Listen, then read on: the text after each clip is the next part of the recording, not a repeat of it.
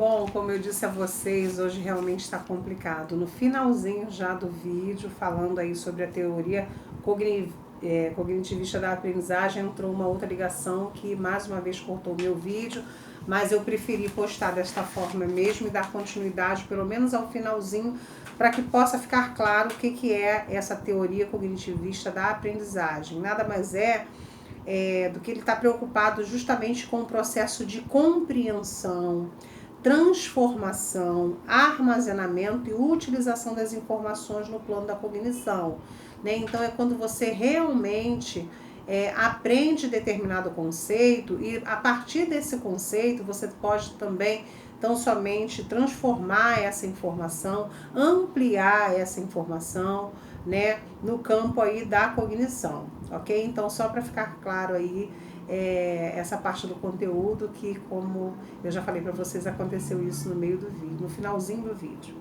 Vamos falar agora um pouquinho sobre a aprendizagem. A gente está na página 9, o subtítulo, porém o conteúdo está na página 10. Ih, estamos quase terminando, hein? Fala sobre o processo de organização das informações e integração do material, a estrutura cognitiva, o que os cognitivistas vão denominar como a aprendizagem. E dentro dessa abordagem da aprendizagem, né, que é dada por Ausubel, ele divide em aprendizagem mecânica e aprendizagem significativa, tá?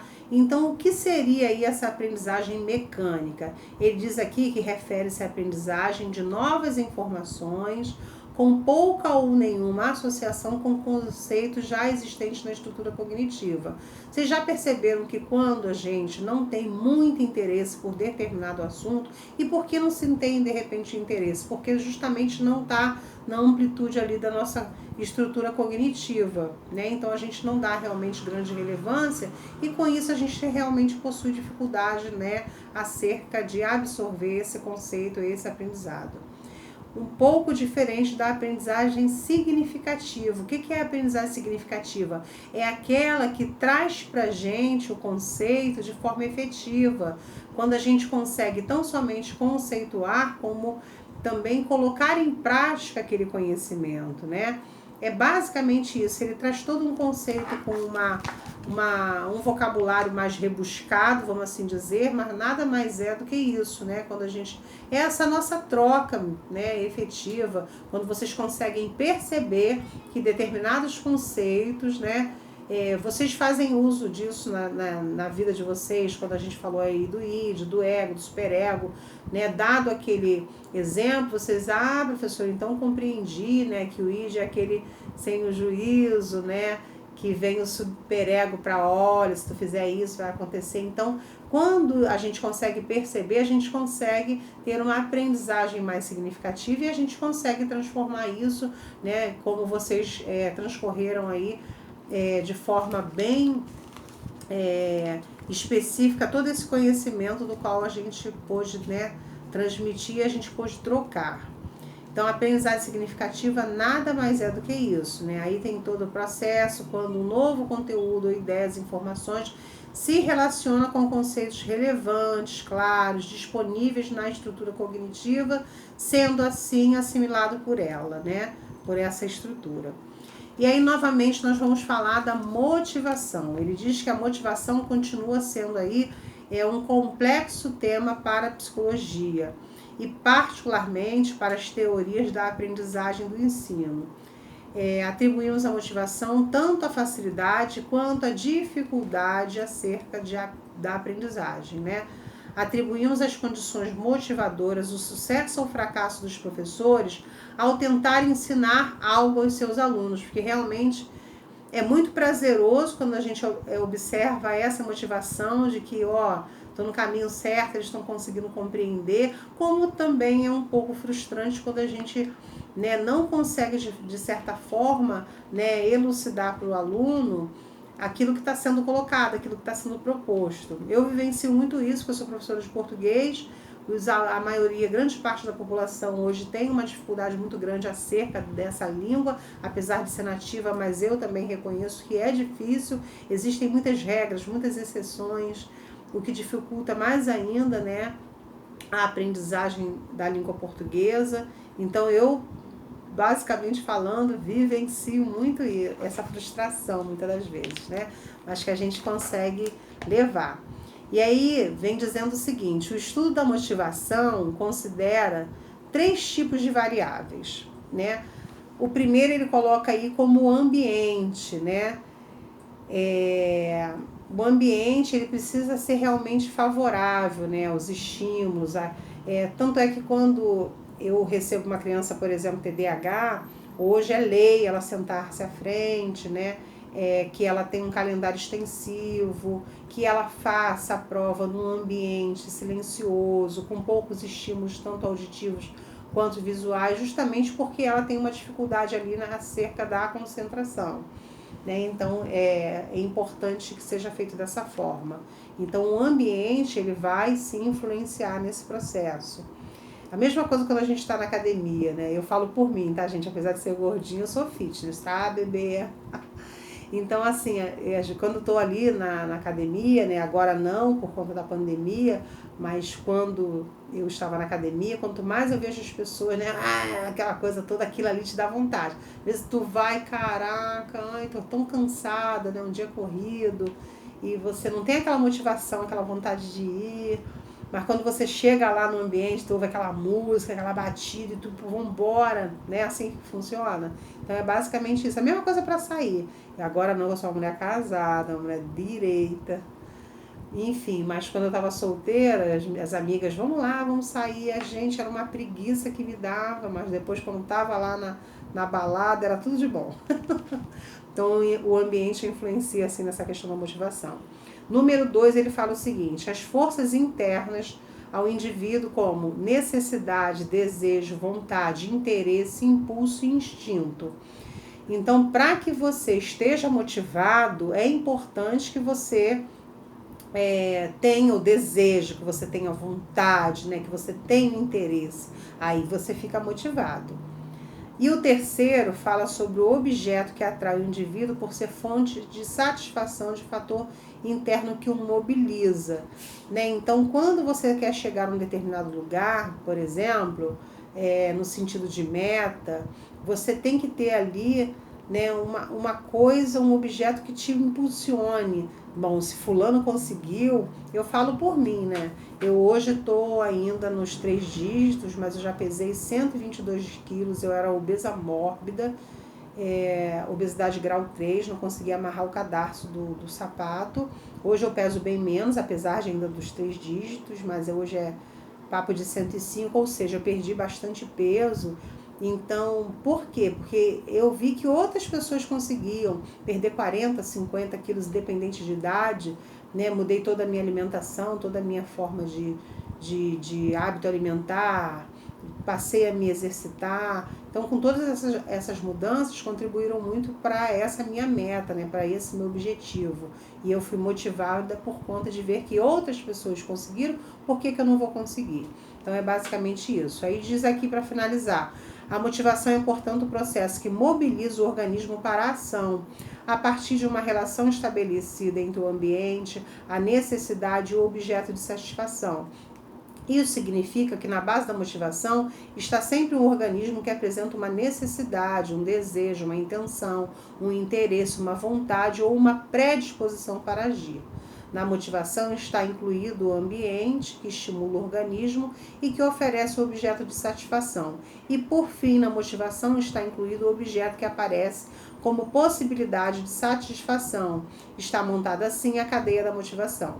E a motivação é justamente um processo que se relaciona necessidade, ambiente e objeto, e que predispõe o organismo para a ação em busca da satisfação dessa necessidade. Quando esse objeto não é encontrado, aí acontece o quê? O que a gente conhece como frustração, né? Quando a gente não consegue atingir aquele objetivo, a gente se frustra. E aí ele vem falando da questão da motivação e o processo de ensino-aprendizagem, porque é necessário que o nosso aluno esteja motivado para que ele venha a aprender, né? A motivação está presente como processo em todas as esferas da nossa vida, no trabalho, no lazer, na escola. Assim sendo, a preocupação do ensino tem sido a de criar condições para que o aluno fique afim. Gente, com toda essa questão de tecnologia, né, eu falo mais do grupo até dos adolescentes, dos jovens, cada vez a disputa, né, atencional, vamos assim dizer, é maior para o professor, né, que está ali à frente, com um livro, né, às vezes com o seu próprio discurso, que a gente chama aí de aula expositiva, ou a mesmo fazendo uso da tecnologia, de um slide, né, aquilo ali tem que chamar a atenção, o aluno tem que ficar afim mesmo de assistir a sua aula, né. Às vezes eu ouço vocês, né, ouço não, eu leio vocês digitando, você está conseguindo prender minha atenção, isso é muito legal, porque realmente a gente vive um grande desafio, que é de criar essa necessidade e apresentar um objeto adequado para a satisfação do aluno, né? Resolver esse problema é sem dúvida a tarefa mais difícil que o professor enfrenta. E aí considera-se alguns pontos dos quais eu vou dizer para vocês agora, tá? Na letra A fala sobre: uma possibilidade é que o trabalho educacional parta sempre das necessidades que o aluno já traz, introduzindo ou associando a ela outros conteúdos ou motivos.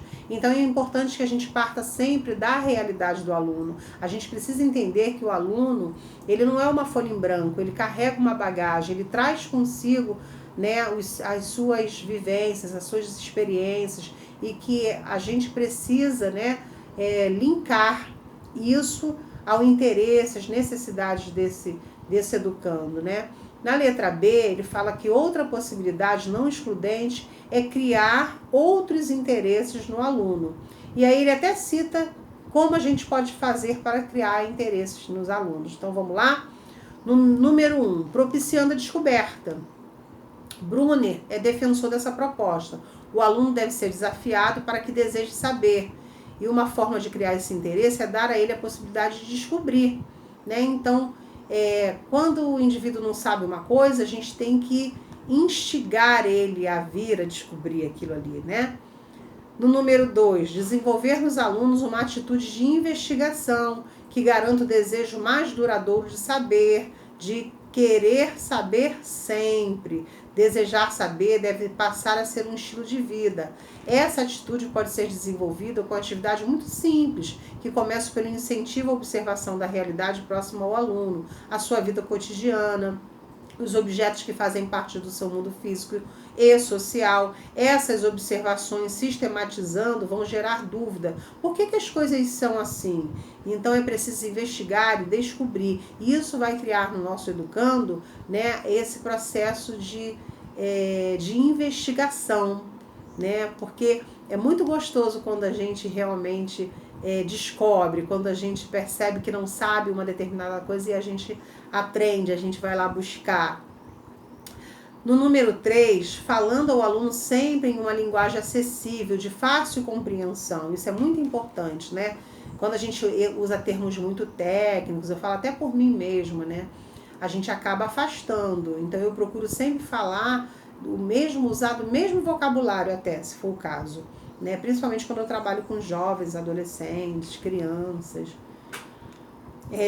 E o quarto diz sobre os exercícios e tarefas deverão ter um grau adequado de complexidade. O que é isso? Nem ser muito difícil a ponto do aluno dizer e se sentir incapaz, e nem muito fácil a ponto de achar que ele não tem, né, capacidade e acaba perdendo o interesse por aquela atividade, tá? O quinto e o último fala sobre compreendendo a utilidade do que se está aprendendo. Não é difícil para o professor retomar sempre suas aulas a importância e a utilidade que o conhecimento tem e poderá ter para o aluno. Somos sempre a fim de aprender coisas que são úteis e têm sido para a nossa vida, né? Então, o professor, gente, tem que ser um constante transformador, e ele tem que buscar sempre o novo, tá? Tem que estar sempre atento, para que justamente a gente consiga também instigar no nosso aluno para que ele também seja, né, e possa ser cada vez mais melhor, né? Esse é o meu desejo, viu? Então eu vou ficando por aqui, agradeço o carinho de vocês, sei que hoje a aula não foi tão boa quanto as outras, realmente eu fiquei desestabilizada com esses acontecimentos, é ligação no meio da aula, é o filho que chama para fazer prova, telefone que toca, enfim. Mas eu espero ter, de certa forma, contribuído, né? Agradeço mais uma vez o carinho, que a gente consiga, né, em breve se ver. Então se cuidem, né? Estão dizendo aí que essa onda do Covid, essa nova onda do Covid vem pior do que a primeira. Então, gente, continue se cuidando, né? Usem máscara se tiver necessidade de sair de casa, álcool gel. E se não puder sair, não saiam, ok? Ó, beijo da tia Vivi. Quem quiser me segue lá nas redes sociais, Viviane Góes, Facebook, Instagram, profissional, Capacitamente, capacita.mente, me segue lá, tá? Beijo e até a próxima, se Deus quiser que seja breve.